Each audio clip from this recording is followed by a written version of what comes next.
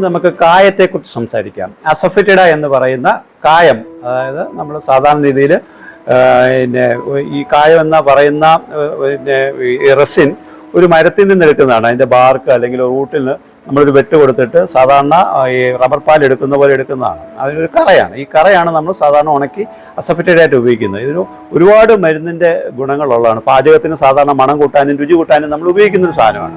പലപ്പോഴും ഇത് ശ്വാസമുട്ടിന് നല്ലതാണ്, വയറുവേദനയ്ക്ക് നല്ലതാണ്, ഗ്യാസിന് നല്ലതാണ്. പല പാരസൈറ്റുകളെ നമ്മൾ ഒഴിവാക്കാൻ വേണ്ടി ഉപയോഗിക്കാറുണ്ട്. ഇൻഫ്ലുവൻസയ്ക്ക് സാധാരണ രീതിയിൽ ഉപയോഗിക്കുന്ന ഒരു ഒരു ഒരു ഒരു സാധനമാണ് ഈ കായം. ഹോമിയോപ്പതിയിൽ ഇതിന് കായം എന്ന് പറയുന്ന അസഫെറ്റിഡ എന്ന് പറയുന്ന ഒരു മരുന്ന് തന്നെയുണ്ട്. അതിൻ്റെ ടിഞ്ചറും അവൈലബിൾ ആണ്, അതുപോലെ തന്നെ പൊട്ടൻസി അവൈലബിൾ ആണ്. പലപ്പോഴും മുലപ്പാൽ കുറവുള്ള സ്ത്രീകൾക്ക് പ്രസവം കഴിഞ്ഞിട്ട് ഈ കായം അസഫെറ്റിഡ ഉപയോഗിക്കുന്നുണ്ടെങ്കിൽ പാല് കൂടാറുണ്ട്.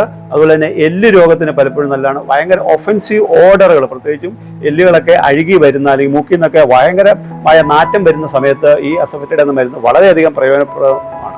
ദഹനക്കുറവിന് ഒന്നാന്തരം മരുന്നാണ് ഈ അസഫെറ്റിഡ. പലപ്പോഴും എല്ലാ വീടുകളിലും ഈ അസഫെറ്റിഡ എന്ന് പറയുന്ന മരുന്ന് തന്നെ നിങ്ങൾ സ്റ്റോക്ക് ചെയ്യണം.